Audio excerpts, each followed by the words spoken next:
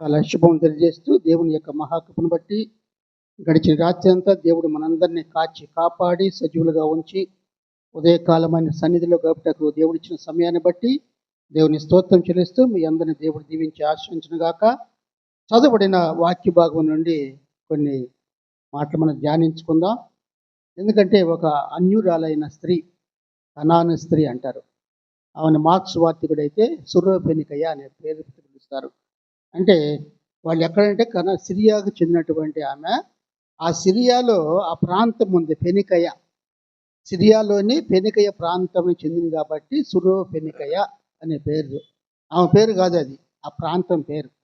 కనుక ఈ కనాను స్త్రీ అన్యురాలు, దేవుని ఎరుగంది.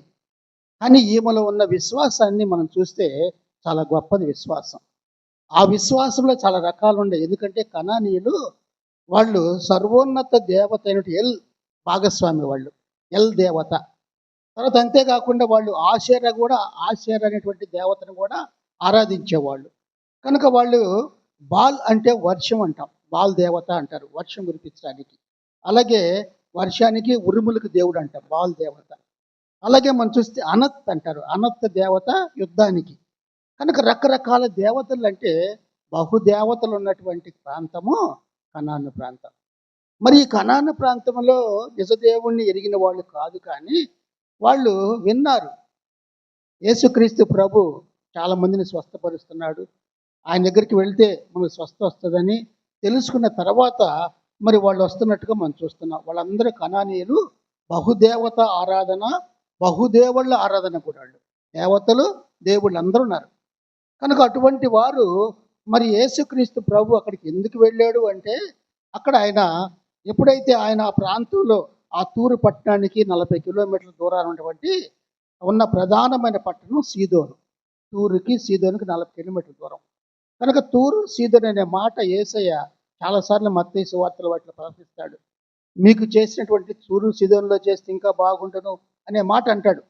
అంటే యూదుల కంటే ఇశ్రాయేల్ జాతుల కంటే అన్యులే నయమని, వాళ్ళే విశ్వాసం ఉంది, వాళ్ళే నన్ను వెంబడించే వాళ్ళకి. ఎందుకంటే మాటలు విని వాళ్ళు విశ్వసిస్తారు. కానీ మీరున్నారే, మిమ్మల్ని చూసి కూడా ఆయన, ఎందుకంటే ఆయన ఎవరు చేర్చుకోలే అంటారు, వాళ్ళు తన స్వకీయులు ఆయనను చేర్చుకొనలేదు అంటారు. కనుక వీళ్ళైతే అన్యులుగా ఉన్న వాళ్ళే యేసయ్య గూర్చి వినిన తర్వాత వాళ్ళు ఆ రీతిగా వచ్చినట్టుగా మనం చూస్తూ ఉన్నాం. కనుకనే ప్రియమైన వాళ్ళరా, యేసుక్రీస్తు ప్రభు చేసిన అద్భుత కార్యాలు, ఆశ్చర్య కార్యాలు అందరికీ తెలుసు. అన్యులుగా ఉన్న ప్రాంతాల్లో కూడా యేసయ్య అక్కడికి ఎందుకు వెళ్ళాడంటే, ఆయన కొంచెం ఆ అపవిత్రాత్మ పట్టిన ఆమె రావడానికి కారణం ఏంటంటే యేసయ్య దృష్టిలో ఆమె ఉంటుంది. అంతేకాదు గలిలీ ప్రాంతంలో కపెర్నహూములో ఆయన ఎక్కువ సేవ. మరి అక్కడి నుంచి తూరు సీదోనుకు రావటం కారణం ఏంటంటే ఒత్తిడికి గురయ్యి ఆయన కొంతవరకు రెస్ట్ తీసుకుందాం, కొంచెం విశ్రాంతి ఉంటుందేమో అనుకొని వచ్చాడు. కానీ ఆయన మనసులో ఒక అన్యురాల్ని స్వస్థపరచాలా అనేటువంటి తలంపుతో అక్కడికి వచ్చినట్టుగా మనం చూస్తున్నాం. ప్రియులారా, చదివే మనం మత్తయి సువార్త 15వ అధ్యాయంలో, మత్తయి సువార్త 15వ అధ్యాయము మనం చదివినప్పుడు మనకు ఆ మాటల జ్ఞాపకం వస్తాయి. యేసు అక్కడ నుండి 21వ వచనంలో బయలుదేరి తూరు సీదోనుల ప్రాంతములకు వెళ్ళగా, తూరు సీదోనుల ప్రాంతములకు వెళ్ళగా, ఇదిగో ఆ ప్రాంతముల నుండి కనాను స్త్రీ ఒకటి వచ్చి, ప్రభువా, దావీదు కుమారుడా, నన్ను కరుణింపుము, నా కుమార్తె దయ్యము పట్టి బహు బాధపడుచున్నదని కేకలు వేశాను. కేకలేస్తుంది ఆమె. అంటే ఇన్ని దేవతలు ఉన్నారు, దేవుళ్ళు ఉన్నారు, ఇంతమందిని ఆరాధిస్తున్నారు, నమ్ముతున్నారు, కానీ ఒక్కళ్ళ వల్ల కాల. ఆ కుమార్తెకు ఉన్నటువంటి దయ్యం పట్టిందో ఏముందో మొగది, కానీ అటువంటి భయంకరమైన దాన్ని వాళ్ళు ఎవరు మాన్పలేకపోయారు. వాళ్ళకున్నటువంటి ఆ విశ్వాసము వాళ్ళ మీద జస్ట్ ఏదో పూజ చేస్తున్నామంటే పూజలు చేస్తున్నారు. కానీ యేసయ్య మాట వినిన తర్వాత ఆమె ఎంతమందో స్వస్థపరిచాడు. శతాధిపతి, ఆ శతాధిపతి దాసుడు ఆయన మంచంలో పడి ఉంటే పక్షవాయుతోటి యేసయ్య దగ్గరికి వచ్చి తానే వచ్చి, అయ్యా, నా దాసుడు పక్షవాయువుతో పడి ఉన్నాడు, ఏంట, నన్ను స్వస్థపరచయ్యా అన్నాడు. కనుక అలాంటి వాళ్ళు అన్యులు చాలామంది వస్తారు యేసయ్య దగ్గరికి. అలాగే ఈమె కూడా అదే విశ్వాసంతో వచ్చినట్టుగా మనం చూస్తున్నాం పిల్ల. ఆ ప్రాంతము నుండి అంటే కొరాజీను, బెత్సయిదా.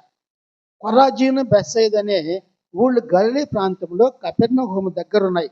కనుకనే దాని తూరు, సీదోను ఇశ్రాయేలు దేశానికి ఉత్తర ఉన్నటువంటి మధ్యధర సముద్ర తీరమున ఉంది తూరు, సీదోను. కనుక ఆ ప్రాంతంలోకి ఆయన వచ్చారు. ఎందుకంటే వాళ్ళంతా విగ్రహాలు పూజ చేసేవాళ్ళు. ఆ పూజ చేసేవాళ్ళు దేవుడు వాళ్ళని శిక్షించాడు. కనుక వాళ్ళ గురించి మీరు ఇంటి దగ్గర చదువుకోండి. రాసుకున్న తర్వాత యెషయా గ్రంథం 23 అధ్యాయము, యెషయా గ్రంథము 23 అధ్యాయము మొదటి 5 వచనాలు చూడొచ్చు. యెషయా గ్రంథము 23 అధ్యాయము మొదటి 5 వచనాల్లో మనం చూస్తే ఒక మాట 2 మాటలు చూద్దాం అంతే. 23 అధ్యాయము 1-5 వచనాలు. తూరును గూర్చిన దేవోక్తి, తార్షీషు ఓడలారా అంగలార్చుడి, తూరు పాడైపోయిను, ఇల్లైనను లేదు, ప్రవేశ మార్గమైన లేదు, హిత్తీల దేశము నుండి ఆ సంగతి వారికి వెల్లడి చేయబడెను. సముద్ర తీరవాసులారా అంగలార్చుడి, సముద్రము దాటుచుండు సీదోను వర్తకుల తమ సరుకులతో నిన్ను నింపిరి. జీహోరు నది ధాన్యము, నైలువది పంట సముద్రం మీద నీలోనికి వచ్చును. కనుక ఈ సీదోమా సిగ్గుపడము, సముద్రము, సముద్ర దుర్గము మాట్లాడుతున్నది. కనుక వాళ్ళ గురించి యవనస్తులు అందరి గురించి, కన్యకల గురించి మొత్తం అంటాడు. ఎందుకంటే దేవుడు శిక్షించింది ఆ స్థలం. మరి శిక్షించిన ప్రాంతానికి యేసుక్రీస్తు ప్రభు అబ్రహాముకు వాగ్దానం చేసి ఆ ప్రాంతానికి పంపించాడు, కనాను దేశానికి. అది పాలు తేనెలు ప్రవహించే దేశముగా ఆయన శిక్షించాడు. నా ప్రజలు వెళ్ళి అక్కడ స్వాధీనం చేసుకోవాలని దేవుని యొక్క ఏర్పాటు. ప్రియమైన వాళ్ళరా, యేసు ఇక్కడ మనం చూస్తే మొట్టమొదట ఈ యొక్క స్త్రీలో, కనాను స్త్రీ విశ్వాసంలో కొన్ని రకాలు మనం చూస్తే విశ్వాసపు రకాలు. మొట్టమొదటి నిరంతర పట్టుదల. నిరంతర లేక పట్టుదల కలిగిన విశ్వాసం. అంటే నిరంతరం, అంటే అదే పనిగా ప్రార్థన చేయటం, పట్టుదలకు ఉండటమనే విశ్వాసం అన్నమాట. కనుక ఎందుకంటే తన కుమార్తె కోసం ఆమె యేసు ప్రభు సహాయం కోరడంలో కనాను స్త్రీ అంచెలంచెలమైనటువంటి పట్టుదల. అది ఆ పట్టుదల ఎలాంటిదంటే శిష్యులు కూడా అమ్మా వెళ్ళిపో, వెళ్ళు అని అంటున్నా కానీ ఆ గద్దింపుకు కూడా ఆమె భయపడకుండా అదే పనిగా వెంట వస్తున్నట్టుగా మనం చూస్తున్నాం ప్రియులారా. కనుకనే ఇక్కడ ఎప్పుడైతే మత్తయి సువార్త 15:20 మనం చదివాం, ఆ ప్రాంతం నుంచి దేవుడు వచ్చిన తర్వాత, అయితే యేసు ప్రభు తన సొంత జనులైన ఇశ్రాయేల్ వారి కంటే ఆయనకు మరింతగా బాగా స్వీకరించేవాళ్ళు ఎవరంటే అన్యులే. కనుక ఆయన ఎక్కువగా స్వీకరిస్తారు. యోహాను సువార్త 1 అధ్యాయము 11 వచనం చూస్తే, యోహాను సువార్త 1 అధ్యాయము 11 వచనంలో మాట ఉంది, ఆయన తన స్వకీయులను వద్దకు వచ్చెను, ఆయన స్వకీయులు ఆయనను చేర్చుకొనలేదు. ఆయన స్వకీయులు అంటే తన వాళ్ళే యూదులే, ఇశ్రాయేలే. కనుక వాళ్ళే ఆయన స్వీకరించాలి, ఆయన చేర్చుకోవాలి. అన్యులు మాత్రం విశ్వాసముతో ఆయన వెంబడిస్తున్నట్టుగా మనం చూస్తున్నాం. ఎందుకంటే వారిలో ఉన్న, ఆ స్త్రీలో ఉన్న నిరంతర లేదా పట్టుదల కలిగిన విశ్వాసం. దాన్ని ఇంగ్లీష్లో పెర్సిస్టెంట్ ఫెయిత్ అంటాం. కనుక ఎప్పుడైతే ఆమె ఆ రీతిగా పట్టుదలతో ఉందో, అందుకని యేసయ్య కూడా అన్నాడు, తన స్వకీయుల కంటే వీళ్ళే అన్యులే యేసయ్యలో విశ్వాసం ఎక్కువ. పెద్ద విశ్వాసం వాళ్ళది, మంచి గొప్ప విశ్వాసం అన్నదిగా వాళ్ళు ఉంటారు. కనుకనే స్థాతిపతిని చూసి కూడా యేసయ్య అన్నాడు, నీ విశ్వాసము గొప్పది అన్నాడు. అలాగే ప్రియమైన వాళ్ళరా, ఈ నోవా కుమారుడు అయినటువంటి హాము, షేము, హాము, యాపెత్, 3 కుమారులు. ఈ 3 కుమారులు హాముకు పుట్టిన వాడే కనాను. వారినే కనానీయులు అంటారు. హాముకు పుట్టిన వారే కనానీయులు అనే మాట అంటాము. కనుకని ఆమె ఇక్కడ చూస్తే దావీదు కుమారుడా నన్ను కరుణించుమయ్యని కేకలు వేయటంలో మనం చూస్తే ఆమె ఎట్లా తెలుసు దావీదు కుమారుడు అని? దావీదు కుమారుడు ఎలా తెలుసు అంటే వాళ్ళకి మొట్టమొదటి తెలుసు యేసుక్రీస్తు ప్రభు యొక్క వంశావళి ఎలా వచ్చిందో. మత్తయి సువార్త 1 అధ్యాయం 1 వచనం చూస్తే, మత్తయి సువార్త అంటారు genealogy of the Jesus Christ అంటాం. యేసుక్రీస్తు ప్రభు యొక్క వంశావళి మనం చూస్తే అబ్రహాము కుమారుడగు దావీదు కుమారుడైన యేసుక్రీస్తు వంశావళి. అబ్రహాము కుమారుడగు దావీదు కుమారుడైన యేసుక్రీస్తు వంశావళి. ఈ రీతిగా ఆమె దావీదు కుమారుడు అంటంలో ఆయన నిజంగా ఎలాంటి ఆయన? దావీదుకు తండ్రి అయిన అబ్రహాము ఆ సంతానం. కనుకనే ఆమెకు అబ్రహాము గురించి తెలుసు. ఎందుకు? అబ్రహాము తర్వాత వచ్చిన వాళ్ళు వీళ్ళంతా ఉన్నారు అంతా. కనుకనే కనానీయులు కూడా నోవాకు సంబంధించినటువంటి వారు కనుక, బిడ్డలకు సంబంధించిన వాళ్ళు కనుక వాళ్ళు అన్నారు. కానీ వాళ్ళు ఏంటంటే కేవలము నిజ దేవుణ్ణి మర్చిపోయి విగ్రహాలకే వాళ్ళు పూజలు చేస్తున్నారు. బహుదేవుళ్ళను ఆరాధించేవారిగా ఉన్నారు కనుక వారంటే యూదులకు పడదు, ఇశ్రాయేలుకు పడదు. కనుకనే చూడండి, ఇక్కడ ఆమెకు యేసై నుంచి సమస్య. ఒకసారి మనం చూస్తే 15వ అధ్యాయంలో మనం చూసినప్పుడు, అందుకు ఆయన ఆమెతో ఒక్క మాటైనను చెప్పలేదు. అప్పుడు ఆయన శిష్యులు వచ్చి, ఈమె మన వెంబడి వచ్చి కేకలు వేయుచున్నది కనుక ఈమెను పంపివేయమని ఆమెను వేడుకొన్నారు. శిష్యులు ఎప్పుడు అంతే. శిష్యుల పని ఏంటంటే, మనలో కూడా కొంతమంది ఉంటాం. ఇప్పుడు ఏదో సామెత కూడా ఉంటాయి కొన్నిసార్లు. ఏమంటారు? దేవుడు వరం ఇచ్చినా పూజారి వరం ఏంటంటారు. అలాగే ఒకవేళ దేవుని దగ్గరికి పోవాలన్నా మనుషులే ఆటంకపరిచేది. కనుక ఈ రకంగా ఆటంకపరచడంలో ఎవరెవరిని ఆటంకపరిచారు? జక్కయ్య వచ్చేటప్పుడు జనమంతా గుంపులు వీడి లోపల పోనీలా. పుట్టివాడు ఎలా చూడాలో తెలియదు. కనుకనే మరి ఇంకా ఇన్ని రకాలుగా మనం చూస్తే ఎక్కడ చూసిన ఆటంకపరిచి, చిన్నపిల్లలను కూడా ఆటంకపరిచారు. తల్లిదండ్రులు చిన్నపిల్లల్ని తీసుకొస్తే యేసు దగ్గరికి పొండే వెళ్ళిపోండి అని ధరిమేస్తే యేసుక్రీస్తు అంటాడు, చిన్నపిల్లలను ఆటంకపరచక నా యొద్దకు రానీయుడి, ఇలాంటి వాడిదే పరలోక రాజ్యం. ఆటంకపరుస్తారు. ఇక్కడ కూడా ఈమెను ఆటంకపరిచిన ఆమెలో ఉన్న పట్టుదల, ఆమెలో ఉన్న నిరంతర విశ్వాసము ఆమెను ఏం చేస్తుందంటే ఇంకా వెంబడించినట్టు చేస్తుంది. యేసుక్రీస్తు ప్రభు తెలుసు ఆ విశ్వాసం. ఇంకా ఆయన పరీక్షిస్తున్నాడు. ఇంకెంత విశ్వాసములో ఈమె ఉంటుందో అని పరీక్షించి ఒక్క సమాధానం కూడా ఇవ్వకుండా ఆయన వెళ్తూనే ఉన్నాడు అట్లాగనే. కనుక మార్క్స్ వార్తికుడు రాస్తాడు, ఆయన ఒక ఇంటిలో ఉండగా అంటాడు. యేసయ్య ఒక ఇంటిలో ఉన్నప్పుడు, ఇల్లు పేరు తెలీదు, ఆ ఇంటిలో ఉన్నప్పుడు ఈ స్త్రీ వచ్చి సాష్టాంగ నమస్కారం చేసి కాళ్ళు మొక్కి, అయ్యా నా కుమార్తె దయ్యం బట్టి ఉంది, కరుణించయ్యా అంటది. మార్క్స్ వార్త 7వ అధ్యాయం మనం చూస్తే, మార్క్స్ వార్త 7వ అధ్యాయంలో ఆ మాటలు కనిపిస్తే మనకి 24 నుంచి 30 వచ్చిన వరకు. కనుక ఇక్కడ మత్తయి వార్తలో కొంచెం ఎక్కువగా ఇంకొంచెం వర్ణించారు. కనుకని ఇక్కడ మనం చూసినప్పుడు ఈ భాగాల్లో ఎప్పుడైతే సమాధానం ఆలస్యం అవుతుందో, ఆమె ప్రార్థనలకు ఏ రీతిగా యేసయ్యని కేకలు పెడతా, దావీదు కుమారుడా నన్ను కరుణించని పెద్ద పెద్దగా కేకలు పెట్టాడు ఉపమానంలో. ఏంటి ఆ ఉపమానం అంటే, విసుకక నిత్యము ప్రార్థన చేసేవాళ్ళు కావాలా. విసుకక నిత్యం ప్రార్థన చేయటం అంటే, నువ్వు ప్రార్థన చేస్తున్నావంటే దేవుని అడుగుతున్నావు. ఎంతగా గోజారుతావు నువ్వు? దేవుడు నుంచి ఆ యొక్క సమాధానము వచ్చేంత వరకు మనం అడగాల్సిందే.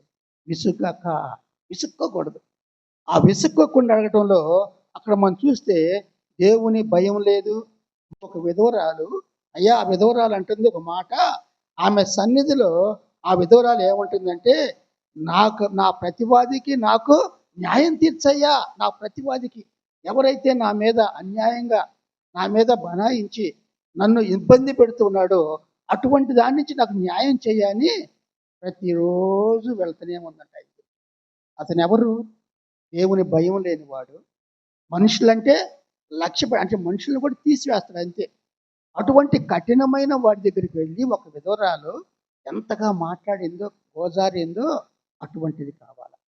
ఈ స్త్రీ కూడా, కనానే స్త్రీ పట్టుదలతో, ఆమె విశ్వాసముతో యేసయ్యను వెంబడిస్తున్నట్టుగా మనం చూస్తున్నాం. ఎందుకంటే అడ్డంకులు వస్తాయి, అడ్డంకులను అధిగమించాలా, మన ఆధ్యాత్మిక లక్ష్యాన్ని సాధించాలి అంతే. ఇప్పుడు మనం వెళ్తున్నామంటే కొన్ని అడ్డంకులు వస్తాయి, అడ్డంకులను కూడా దాటుకొని మనం వెళ్ళే వారిగా మనం ఉండాలని ఇక్కడ ఈ స్త్రీ ద్వారా మనం తెలుసుకోగలము.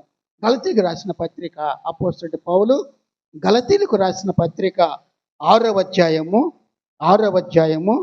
9వ వచనం మనం చూస్తే, మనము మేలు చేయుట యందు విసుగక ఉందము. మేలు చేసేటప్పుడు కూడా విసుక్కోకూడదు. ప్రార్థన చేసేటప్పుడు కూడా విసుక్కోకూడదు. దేవుణ్ణి అడిగేటప్పుడు కూడా ఏ విషయంలో విసుక్కోకూడదు. మేలు చేయుట యందు విసుగుకిందము, మనము అలయక మేలు చేసేదిమేమి, తగిన కాలమందు పంట కోతము. ఏ పంట? ఆత్మ. నువ్వేం అడిగేవో దాన్ని నువ్వు పొందుకుంటావు. నువ్వెంతగా దేవుణ్ణి అడిగేవో దేవుని తెలుసు. ఈ కనాను స్త్రీ వెంబడిస్తా అరుస్తా ఉంటే యేసయ్య వినలేదా? యేసయ్య విన్నాడు. ఆమె విశ్వాసాన్ని పరీక్షిస్తున్నాడు. ఆమె విశ్వాసాన్ని పరీక్షిస్తున్నాడు. ఆమె సహనాన్ని పరీక్షిస్తున్నాడు. ఆమె యొక్క ఓర్పును పరీక్షిస్తున్నాడు. కనుకనే యేసయ్య మౌనంగా ఉన్నట్టుగా మనం చూస్తున్నాం. రెండవదిగా చూస్తే వినయపూర్వకమైన విశ్వాసం ఆమెలో. మొట్టమొదటిది నిరంతరం లేదా పట్టుదల విశ్వాసం. రెండవదిగా వినయపూర్వకమైన విశ్వాసం. అంటే ఆ విశ్వాసాన్ని హంబుల్ ఫెయిత్ అంటారు. వినయం అంటే తగ్గింపు. ఎంతగా తగ్గించుకోవాలంటే దేవుని దగ్గరికి వచ్చినప్పుడు దేవుణ్ణే మనం హెచ్చించాలా, మనమేమో తగ్గించబడాలా. చాలామంది భక్తులు దేవుని గణపరిచేవాళ్ళు. అయ్యా ఘనత నాకు కాదు, దేవునికే చెల్లాలా అనుకుంటారు. కనుక ఇక్కడ మనం చూస్తే రెండవదిగా ఈ కనాను స్త్రీ తన అయోగ్యతను ఎరిగి యేసు ప్రభువుని అంగీకరించడంలో ఆమె వినయాన్ని ప్రదర్శిస్తుంది. అక్కడ ఆమెలో ఉన్న విశ్వాసము ఎంత వినయం అంటే ఆమెకి ఏ యోగ్యత లేదు. ఒక అన్యురాలుగా ఉండి యేసయ్య దగ్గర రావాలంటే అది ఒక ఆటంకమే ఆమె దృష్టిలో. అయోగ్యత అంటే అయోగ్యత అనే మాట మనం చూస్తే ఇక్కడ అంటాము అన్వర్దినెస్ అంటే యోగ్యత లేనిది ఆమెకి. ఆ యోగ్యత లేని ఆమె ఏం చేసింది? యేసయ్యని విశ్వాసముతో, వినయపూర్వ విశ్వాసముతో ఏమన్నా శిష్యులు ఏమన్నా వినయంగా తగ్గింపుతో నెమ్మదిగా వెంట వస్తున్నట్టుగా మనం చూస్తున్నాం పిల్లరా. కనుక ఇక్కడ మనం చూస్తే మత్తయి సువార్త 15వ అధ్యాయము 27వ వచనంలో మనం చూసినప్పుడు ఆమె నిజమే ప్రభువా, కుక్క పిల్లలు కూడా తమ యజమానుల బల్ల మీద నుండి పడు మొక్కలను తినును కదా అని చెప్పాను. యేసుక్రీస్తు ప్రభు ఆమెతో ఒక మాట అన్నాడు. ఇక ఆమె వెంబడిస్తుంది ఏంటి అని అంటే, ఆమె ఎప్పుడైతే మళ్ళీ ఆయన దగ్గరికి వచ్చి మొక్కి ఆయన అడుగుతుందో ఆయన అంటాడు, పిల్లల రొట్టె తీసుకొని కుక్క పిల్ల వేయట. పిల్లలు అంటే తన వాళ్ళు యూదులు, ఇస్రాయేలుకి ఇవ్వాల్సిన దాన్ని మీకు అన్యులైనటువంటి నీకిస్తే అని అక్కడ కుక్క పిల్ల అనే మాట అంటాడు. కుక్క పిల్ల అంటే కుక్కలాగా ఏదో యేసయ్య ఆమెని అంటం కాదు. అక్కడ కుక్క పిల్లలు ఎక్కడుంటాయి అంటే కొన్నిసార్లు వాళ్ళు చాక్కునేవి ఉంటాయి ఇళ్లలో, యజమాని బల్ల దగ్గరే ఉంటాయి అవి. మరి వాటిని అంతగా ప్రేమించే వాళ్ళే. కానీ ఆమె అన్న సమాధానం వెంటనే వినయంతో ఏ మాట ఇచ్చింది ఆమె? నిజమే ప్రభువా, కుక్క పిల్లలు కూడా తమ యజమానుల బల్ల మీద నుండి పడే ముక్కలు తిన్నట్టు కదా అని చెప్పాను. ఎంత వినయం ఆమెలో, ఆ విశ్వాసములు వినయం. ఇంకొకళ్ళు అయితే కుక్క పిల్లలు అన్నందుకు ఏం చేయాలా? కోప్పడాల, రోషం కలిగి ఉండాల. మరి నన్ను యేసయ్య అన్నాడే అను కదా. వెంటనే ఆమె కుక్క పిల్లలు కూడా తన యజమాని బల్ల కింద పడు రొట్టె ముక్కలు తింటాయి కదయ్యా, నేను కూడా అలాగే తిన్నాయ్యా, నేను కూడా కుక్క పిల్ల లాంటిదని అయ్యా. అటువంటి రొట్టె ఆ ముక్కలు ఆ పడి దాన్ని తినటానికి కూడా అర్హత నాకు ఇవ్వయ్యా అనే మాట. మొట్టమొదట ఆమెకు యోగ్యత లేదు, అయోగ్యత కలిగింది. కానీ ఇక్కడ ఒక అర్హత అడుగుతుంది ఆమె. ఆ బల్ల కింద పడు ముక్కలు తినటానికైనా కుక్క పిల్లలాగా నాకు అర్హత ఇవ్వు ప్రభువా అనే మాట అంటులో ఆమె వినయంతో కూడిన విశ్వాసాన్ని మనం గ్రహించాం ప్రియులరా. కనుకనే దేవునితో మన సంబంధం మనం కొనసాగించాలంటే మనకు ఎప్పుడు వినయం కావాలి. ఆ వినయము తగ్గింపు లేకపోతే దేవునితో మన సంబంధాన్ని కొనసాగించలేము. ఆయన కృప మనకు అవసరమని గుర్తించాలి.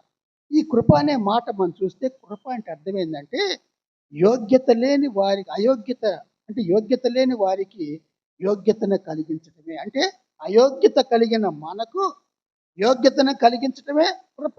ఆ కృప ఎవరంటే యేసయ్య.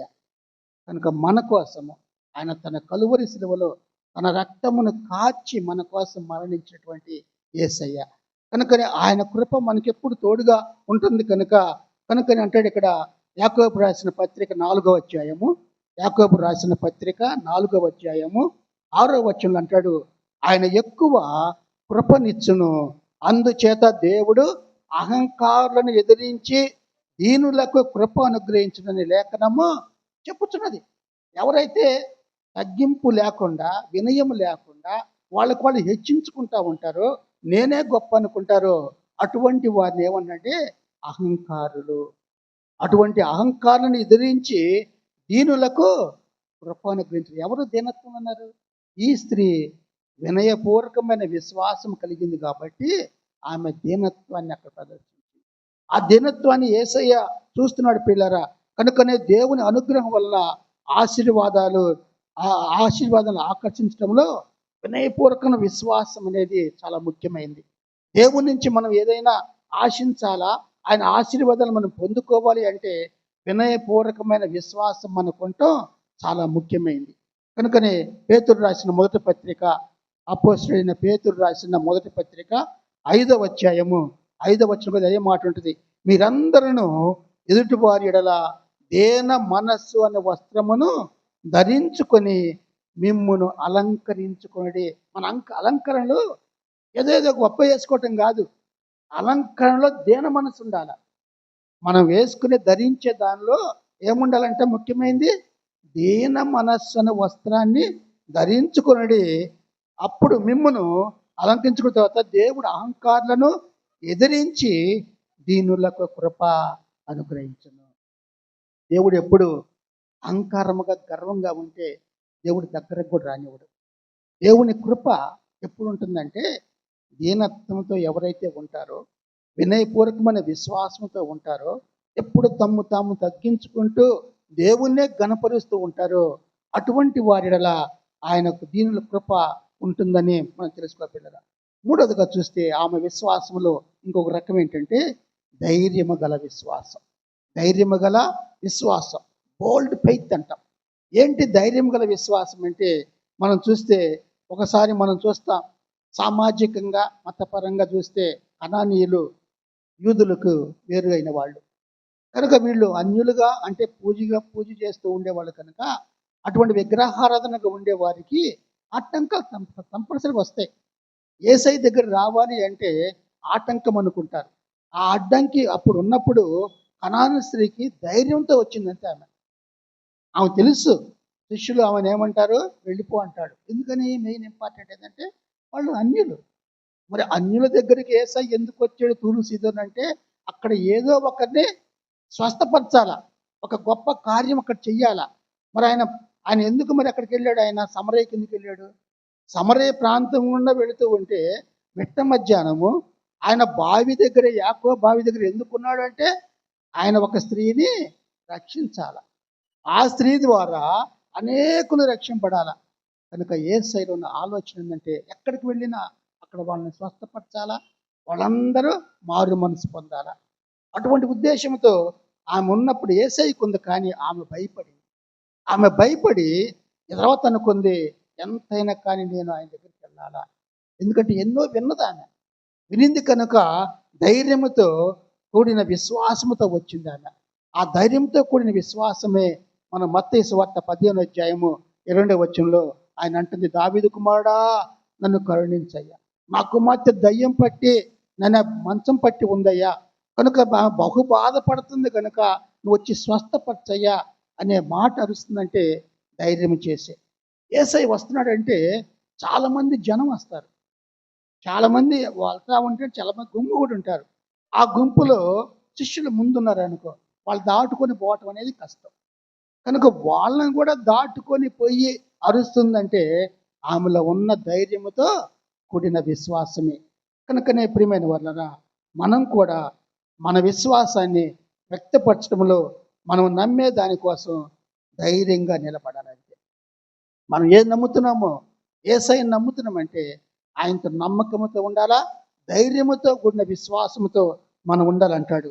అపోస్తుల కార్య గ్రంథం మనం చూస్తే అపోస్తుల కార్యములు మనం చూసినప్పుడు 4వ అధ్యాయము, అపోస్తుల కార్యములు 4వ అధ్యాయము 29 నుంచి 31 వచనాలు మనం చూస్తే ఇక్కడ ఉన్నటువంటి ఆ పేతురు వీళ్ళందరికీ బాగా ఆటంకాలు ఎక్కువైనాయి. అక్కడ వాళ్ళు స్వస్థపరుస్తూ ఉంటే వాళ్ళని చూసి వాళ్ళు మీరు చేయొద్దు, స్వస్థ చేయొద్దు, మీరు వాక్యాన్ని యేసయ్య బోధించొద్దు అనే మాట అంటుండే. అక్కడ అంటారు, ప్రభువా ఈ సమయం ఈ సమయమందు వారి బెదిరింపులు చూచి రోగులను స్వస్థపరచుటకును నీ పరిశుద్ధ సేవకుడైన యేసు నామము ద్వారా సూచన క్రియలను మహత్కార్యములు చేయుటకును నీవు చెయ్యి చాచి ఉండగా నీ దాసులు బహుధైర్యముగా వాక్యమును బోధించున్నట్లు అనుగ్రహించము. ధైర్యముగా ఏం చేయాలంట? వాక్యాన్ని బోధించాలి. ఆటంకం వచ్చింది, అడ్డంకి వచ్చింది, మీరు సువార్త చెప్పవద్దు, మీరు దేవుని మాటలు మాట్లాడవద్దు, మీరు ఏమీ సువార్త చెప్పకుండా ఉండండి అని ఆటంకపరిస్తే మనం ఏం చేస్తాం? మళ్ళీ ధైర్యంగా చెప్తా ఉంటాం. ఎవరో అడ్డం వచ్చింది, ఆటంకపరిచారని చెప్పి మనం మౌనంగా ఉండలేముగా. ఎందుకంటే మనల్ని బలపరిచే దేవుడు మనకెప్పుడు తోడుగా ఉంటాడు. కనుకనే ఆయన ఏం చేస్తాడు? ఆత్మ మనల్ని నడిపించేటప్పుడు ఇంకా ధైర్యంగా ఇంకా సువార్త బోధించగలం. అంటాడు, యేసు నామమున అనేక మహత్కార్యములు చేస్తున్నామయ్యా, అంతమంది స్వస్థపరుస్తున్నామయ్యా, వీరు ఆటంకపరుస్తారు కనుక నాకు ధైర్యం ఇయ్యయ్యా అంటే, కనుక చివరిగా మనం చూస్తే వారు దేవుని వాక్యమును ధైర్యముగా బోధించిరి. దేవుని వాక్యమును ధైర్యం ఉండాలి. ఆ ధైర్యంగా బోధించారంటే వాళ్ళలో యేసయ్యలో ఉన్న విశ్వాసం మనకి కనిపిస్తుంది. అది ధైర్యముతో కూడిన విశ్వాసం. ప్రియమైన వాళ్ళరా, 4 చూస్తే మనకి గోడలను పడగొట్టే అసాధ్యమైనటువంటి మరి దాని విషయంలో కూడా సాధ్యం ఉంటుంది. ఎవరు చూస్తే మనకి షడ్రకు, మేషకు, అబేద్నెగో, దానియేలు వీళ్ళందరం చూస్తే ఎంత గొప్ప విశ్వాసం, వాళ్ళు ధైర్యం. ఎక్కడ మీరు ఆ విగ్రహానికి మొక్కాలి అంటే షడ్రకు, మేషకు, అబేద్నెగో ఏమన్నారు? మేము మొక్కం, మా దేవుణ్ణి మేము ఆరాధిస్తామన్నారు. వేసుకొని ఎక్కడ వేసారు? అగ్నిగుండం వేసారు. అగ్నిగుండం వేస్తే అగ్ని అంత బాగా అంత భయంకరంగా ఉన్న అగ్ని ఉంటే ఆ లోపలికి వెళ్ళిన వాళ్ళకి ఏమీ కాల. ఎందుకంటే వారితో పాటు దేవుని దూత కూడా ఉంది 4వ. ఆయన చూశాడు, రాజు చూశాడు, ఏమి 4వ కనిపిస్తున్నాడు అని. వాళ్ళ కనీసం వాళ్ళ బట్టలు కానీ కనీసం వెంట్రుకు కూడా కాలేదంట. అంత గొప్పగా దేవుడు కాపాడాడు. అలాగే సింహ బోన్లో దానియేలును చూసి సింహాలు కూడా మౌనంగా ఉన్నాయి. అందుకనే వాళ్ళని గురించి హెబ్రీయులకు రాసిన పత్రిక మనం చూస్తే, హెబ్రీయులకు రాసిన పత్రిక 11వ అధ్యాయము 33వ వచనం చూద్దాం. వారు విశ్వాసము ద్వారా రాజ్యములను జయించిరి, నీతి కార్యములను జరిగించిరి, వాగ్దానములను పొందిరి, సింహపు నోళ్లను మోయించిరి, అగ్నిబలను చల్లార్చిరి. కనుక ప్రియమైన వాళ్ళరా, ఆ ధైర్యముతో కూడిన విశ్వాసం, మనలో విశ్వాసం, ధైర్యం ఉండాలి. ఆ ధైర్యంతో ఉంటే మన దేవుడు ఏమైనా చేస్తాడు. ఎందుకంటే మనం నిలబడటానికి మనకి ఎలా ఉండాలంటే ధైర్యం ఉండాలా. అసాధ్యమైన దాన్ని కూడా సుసాధ్యం చేసే దేవుడు అంటాడు. కనుకనే 4వదిగా చూస్తే యేసు అధికారాన్ని గుర్తించే విశ్వాసం. ఆమె విశ్వాసం ఎలాంటిదంటే యేసయ్యలో అధికారం ఉంది అని గుర్తించింది. కనుకనే యేసు అధికారాన్ని గుర్తించే విశ్వాసం. Faith that recognises Jesus authority. యేసయ్యలో ఆ శక్తి ఉంది, అధికారం ఉందని ఆమె గ్రహించింది. కనుక యేసు ప్రభువులో ఆమె ఆడికి వచ్చి తన కుమార్తెకు దయ్యము పట్టిందని ఆయన వేడుకుంటున్నట్టుగా మనం చూస్తున్నాం ప్రియులారా. కనుకనే అంటుంది మత్తయి 15:22 అంటుంది కదా, దావీదు కుమారుడా నన్ను కరుణింపుము, నా కుమార్తె దయ్యము పట్టి బహు బాధపడుతున్నదని కేకలు వేశాను. ఎందుకంటే యేసయ్యలో సమస్తం యేసయ్యకి సాధ్యమే. ఎవరైతే నేను పూజిస్తున్నానో, ఏ దేవతలనైతే దేవుళ్ళనైతే ఆరాధిస్తున్నానో వాళ్ళు చెయ్యలేని పని యేసయ్య చేస్తాడు. ఆ యేసయ్యకు అధికారము, శక్తి ఉందని ఆమె గుర్తించింది విశ్వాసం. అటువంటి గుర్తించిన విశ్వాసం మనకు కూడా ఉండాలి. ఎందుకంటే ఒకసారి మనకు అనుమానం ఎక్కువ, అపనమ్మకం ఎక్కువ. నిజంగా దేవుడు స్వస్థపరుస్తాడా, నిజంగా దేవుడు అనుకుంటూ ఉంటాం. కానీ నువ్వు నమ్మాలా. నమ్ముట వలన నమ్మువానికి సమస్తము సాధ్యమే. నువ్వు నమ్మితే ఆ నమ్మిన దాన్ని ధైర్యంగా నిలబడాల. ఒకవేళ సాతానుడు శోధిస్తాడు, ప్రక్క వాళ్ళు కూడా శోధిస్తారు. అమ్మా నువ్వు దేవుని నమ్ముకున్నావు కదా, నీకు ఎందుకు తగ్గలేదు, ఇంకా ఎందుకు నీ కుటుంబ పరిస్థితి ఇలా ఉన్నాయి, ఎందుకు ఇంకా నీ అనారోగ్యంగా ఉన్నావు, ఎందుకు ఇలా ఉన్నావు అంటా ఉంటారు. అంతే. వాళ్ళ మాటలకి మీలో ఏమవుద్ది? అనుమానం వచ్చేస్తుంది, ధైర్యం తగ్గిపోద్ది, బలహీన పడిపోతాం. దేవుడే లేడు అంట. కనుక ఈ స్త్రీ అంత కష్టములో, అంత అడ్డంకుల్లో ఆమె ధైర్యముతో ఉంది కనుక యేసయ్య అధికారాన్ని గుర్తించింది. ఎందుకంటే ఈయన స్వస్థపరిచేవాడు, ఈయనలో అంత శక్తి ఉందని ఆమె అన్నట్టుగా మనం చూస్తాం. ఎందుకంటే మన జీవితాల్లో కూడా యేసయ్య అటువంటి అధికారాన్ని కలిగి ఉన్నాడు. ఆ అధికారాన్ని మనం మర్చిపోతున్నాం. యేసయ్య నన్ను స్వస్థపరుస్తాడు, యేసయ్య నా కుటుంబం చక్కదిస్తాడు, యేసయ్య నాకున్న సమస్త ఉన్నటువంటి బాధల నుంచి విడుదల కలుగు చేసేవాడని మనం ప్రార్థన చేసుకోవాలా. దేవుడు తప్పక చేస్తాడు. కొలసీలకు రాసిన పత్రిక, అపోస్తలుడైన పౌలు కొలసీలకు రాసిన పత్రిక మొదటి అధ్యాయం 18 వచనం చూస్తే, మొదటి అధ్యాయము సంఘము సంఘము అను శరీరమునకు ఆయనే శిరస్సు అంటే అక్కడ, and he is the head of the body అంటే జీసస్ క్రైస్ట్ ఆయన మన శరీరం అయితే మన శరీరానికి శిరస్సుగా హెడ్ తలగా ఉంటాడంతే. కనుక అటువంటి ఆయన ఉన్నప్పుడు ఆయన అన్నిటిలో ప్రాముఖ్యము కలుగు నిమిత్తము ఆయన ఆది అయి ఉండి మృతుల నుండి లేచుటలో ఆది సంభూతుడాయను. మొట్టమొదటి ఉన్నవాడు ఆయనే. సృష్టి ఆరంభంలో ఉన్నాడు, మన కోసం వచ్చాడు, మనందరి పాపముల నిమిత్తము కలువరి శిలువలో మరణించాడు, మూడవ నాడు తిరిగి లేచి పునరుద్ధాండై తండ్రి కుడి పార్శ్వన కూర్చొని నిత్యం మనకు జ్ఞాపం చేస్తున్నాడు. ఎందుకంటే మనందరం ఉండవలసిన స్థలము ఇక్కడ కాదు. ఇది మనకు ఎలాంటిది? పర్మనెంట్ స్థలం కాదు, టెంపరీ.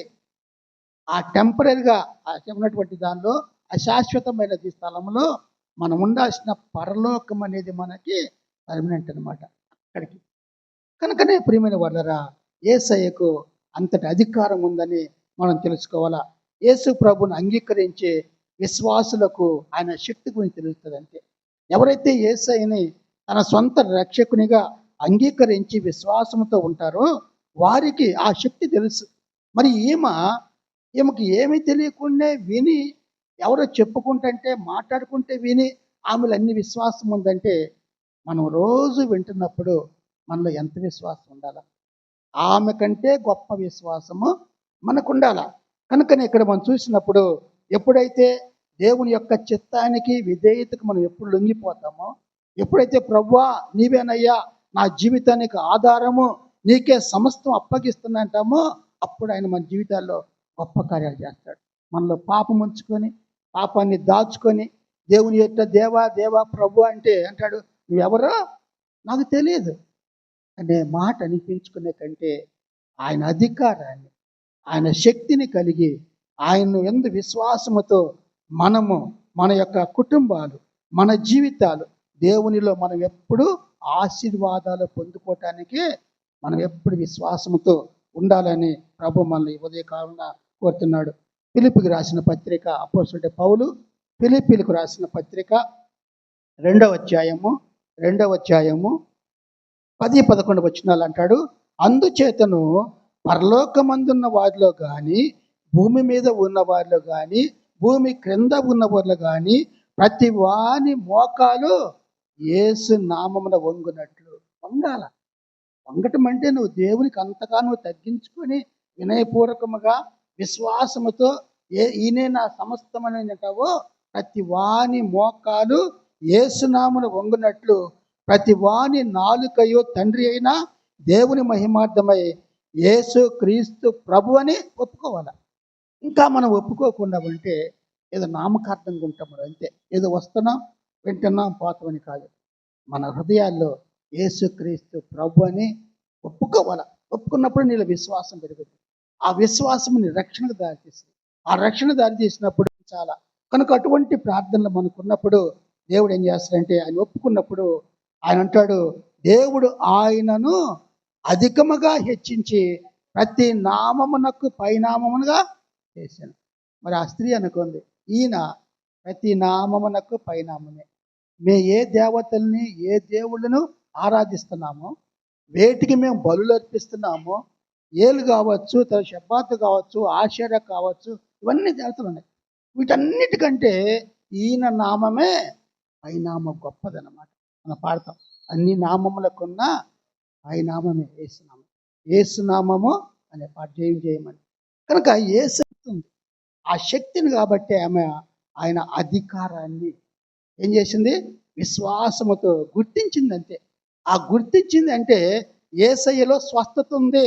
ఈయనే నా కూతుర్ని స్వస్థపరిచేది అనే జీవితం ఉంది. కనుక మనం యేసయ్యని వెంబడించడం మానక, ప్రార్థించడం మానకుండా అదే పనిగా మనము నిరంతరం పట్టుదలతో ప్రార్థిస్తూనే ఉండాలి. మనకు అవసరం తీరిపోయిన తర్వాత యేసయ్యని వదిలేయటం కాదు. నిత్యము మనం అదే పనిగా స్తుతిస్తూనే ఉండాలి. ఇంకా ఇంకా ఇంకా ప్రభులో ఇంకా మనం ఎలా ఉండంటే, ఇంకా నేను ప్రభుకి ప్రార్థన చేస్తే ఇంకా గొప్ప కార్యాలు చేస్తాడు. నా కుటుంబం, నా పక్కన వారు, నా బంధువులు, నా పాలెం వాళ్ళు, నా దేశము, నా రాష్ట్రం అనుకొని అందరి కొరకు ప్రార్థన చేసేవారిగా మనం ఉండాలి ప్రియులారా. చివరికి 5వ చూస్తే వాగ్దానాన్ని స్వీకరించే గొప్ప విశ్వాసం. ఆమె వాగ్దానాన్ని స్వీకరించింది. ఆమె ఏమిటా వాగ్దానం అంటాడు? Great faith that receives the promise. అంటే ఆమెలో ఉన్న గొప్ప విశ్వాసము వాగ్దానాన్ని స్వీకరించింది. కనుకనే ఇక్కడ మత్తయి సువార్త 15వ అధ్యాయము 28వ వచనంలో మనం చూసినప్పుడు, అందుకు యేసు, అమ్మ నీ విశ్వాసము గొప్పది, నీ విశ్వాసం గొప్పదమ్మా. ఎంత ప్రేమగా యేసయ్య అమ్మా అని పిలిచాడు. ఎవరిని అంటాడు? తన వాళ్ళని, తనందు విశ్వాసం ఉంచే వాళ్ళని పిలుస్తాడు. ఆమె అనుకుంది, నేను యోగ్యత లేని దాన్ని అయ్యా, కనుక నాకున్న సమస్య నా కూతురిది ఇంతకాలం నుంచి మరి ఎంత బహుగా బాధపడుతుంది, నేను చూడలేక వెంబడిస్తున్నానయ్యా అని ఆమె విశ్వాసముతో, ధైర్యముతో ఆమె వచ్చినప్పుడు యేసయ్య అన్నాడు, అమ్మ నీ విశ్వాసము గొప్పది అంటాడు. అంటే మాట, O woman great is your faith అంటాడు. O woman great is your faith. నీ విశ్వాసమేనమ్మా నీ కుమార్తె స్వస్థతకు దారి తీస్తుంది. అదే నువ్వు తీసుకున్నటువంటి వాగ్దానం. అదే అంటాడు ఈరోజు ప్రభు మనకు అంటున్నాడు, నీ విశ్వాసము నిన్ను స్వస్థపరుస్తుంది. నీ విశ్వాసం గొప్పదైతే నిన్ను స్వస్థ పరుస్తుంది అనే వాగ్దానాన్ని దేవుడు మనకిస్తున్నాడు ప్రియమైన వాళ్ళరా. కనుకనే నీవు కోరినట్లే నీవు అవునుగా కానీ ఆమెతో చెప్పాను. ఆ గడియలోని ఆమె కుమార్తె స్వస్థత నొందెను. యేసయ్య మాట ఇచ్చాడు, వాగ్దానం చేశాడు. వాగ్దానాన్ని నెరవేర్చే దేవుడు కూడా ఆయనే. అవునుగాక అన్నాడు అంతే. ఆమెన్. అవునుగా కనగానే ఆ గడియలోని ఆమె కుమార్తె స్వస్థపరచను. మార్క్స్ వార్త 7వ అధ్యాయం చూస్తే, మార్క్స్ వార్త 7వ అధ్యాయము 29-30 వచనాల్లో, 29-30 వచనాల్లో, అందుకు ఆయన ఈ మాట చెప్పినందున వెళ్ళుము, దయ్యము నీ కుమార్తెను వదిలిపోయినదని ఆమెతో చెప్పాను. ఆమె ఇంటికి వచ్చి తన కుమార్తె మంచం మీద పండుకున్నటయు దయ్యము వదిలిపోయి ఉంటాయో చూచెను. ఎంత గొప్ప, అంత గొప్ప మరి ఆమె వాగ్దానాన్ని గొప్ప విశ్వాసముతో దేవుడి నుంచి పొందుకుంది, యేసు నుంచి పొందుకుంది. అటువంటి మన వాగ్దానం మనం కూడా పొందుకోవాలా.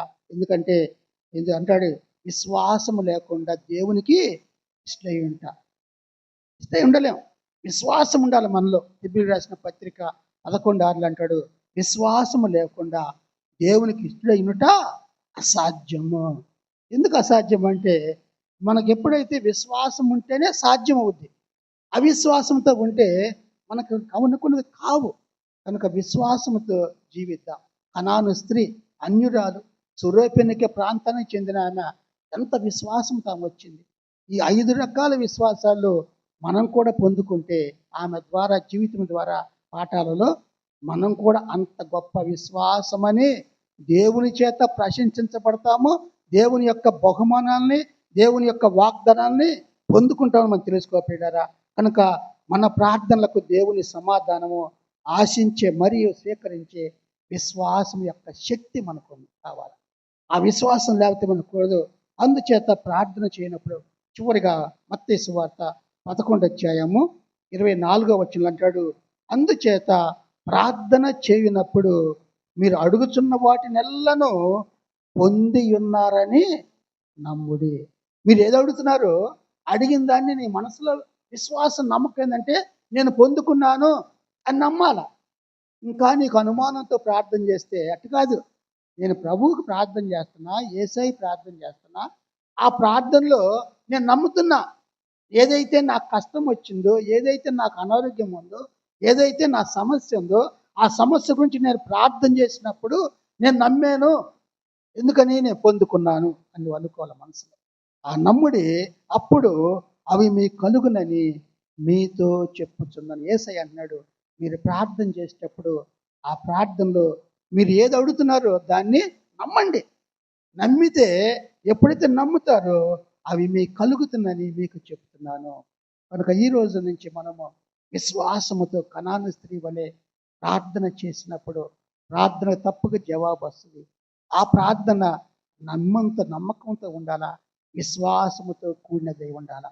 ఆ కూడిన విశ్వాసం యేసయ్య అంటాడు, అమ్మా ఈ విశ్వాసము గొప్పది, నువ్వు అనుకున్నట్లే జరుగును గాక. నేను ఆమేన్ ప్రార్థన చేస్తాను. వంచి ప్రభువా, కనాను మీ అపారమైన కృపను బట్టి నాయన గడిచిన రాత్రి అంతా మమ్మల్ని కాపాడి ఈ ఉదయ కాలమునైనా మీరు మాకు అనుగ్రహించారు నాయన. ఈ ఉదయ కాలము తండ్రి నాయన బైబిల్ స్టడీలో ఈ కనాను స్త్రీని గురించి, ఆమె విశ్వాసం గురించి నాయన ధ్యానించి ఆమె ద్వారా మేము నేర్చుకునే పాఠాలను బట్టి మీ స్తోత్రం చెల్లిస్తున్నాం. ఆమెలో ఉన్న విశ్వాసమునైనా ఎంతగా విశ్వాసముతో వెంబడించిందో, పట్టుదలతో ప్రభా, ధైర్యముతో నాయన, వినయముతో ప్రభా నాయన ఆ స్త్రీ తండ్రి మీ అధికారాన్ని గుర్తించింది నాయన.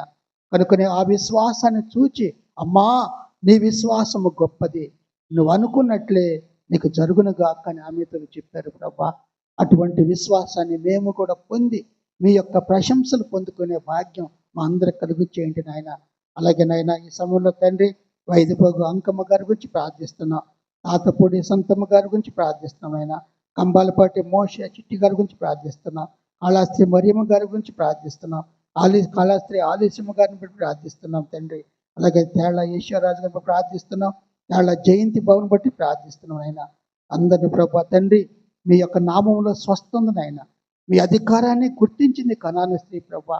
ఈ యేసయ్యలోనే యేసయ్యకున్న శక్తి గొప్పది, ఆయన అధికారం కలిగిన వాడు కనుక నా కుమార్తెను ఈయనే స్వస్థపరచగలడని విశ్వాసముతో ఉంది నాయన. అటువంటి విశ్వాసము నాయన మాకు కూడా ఇచ్చి, ఎవరైతే ప్రభా అనారోగ్యంగా ఉన్నారో మా బిడ్డలందరినీ తండ్రి మీ గాయపు నష్టం ద్వారా మీరే ముట్టి నాయన స్వస్థపరిచి మీ చెయ్యి పట్టి వాళ్ళని లేవనెత్తి ప్రభా ప్రతి ఒక్కరిని స్తుతించి కనపరిచి మీ యందు ఆనందించే భాగ్యం దయచేయనుకుంటున్నాం. చేరువచ్చే బిడ్డలందరినీ దీవించండి, వారి కుటుంబాలని దీవించండి ఆయన. ప్రతి సమస్యకు నైనా పరిష్కారం మీరే నాయన. మీ యందు విశ్వాసంతో అడిగిన వారికి మీరు నమ్మినప్పుడు తండ్రి సమస్తము జరుగునని మీరు ఆజ్ఞించారు నాయన. అటువంటి విశ్వాసంతో ప్రార్థించిన ఆయన మీ ద్వారా మేము తండ్రి మాకు కావాల్సిన ఫలితాలు మేము పొందుకునే భాగ్యం దయచేయమని యేసు క్రీస్తు పరిశుద్ధ నామమున ప్రార్థించి అడిగి వేడుకొనుచున్నాము తండ్రి, ఆమేన్. తండ్రి అయిన దేవుని ప్రేమయు, కుమారుడును రక్షకుడైన యేసుక్రీస్తు కృపయు, పరిశుద్ధాత్మ దేవుని అన్యోన్య సహవాసమును చేరువచ్చే బిడ్డలందరికీ ఇప్పుడు ఎల్లప్పుడు సదాకాలము తోడైండును గాక. ఆమేన్.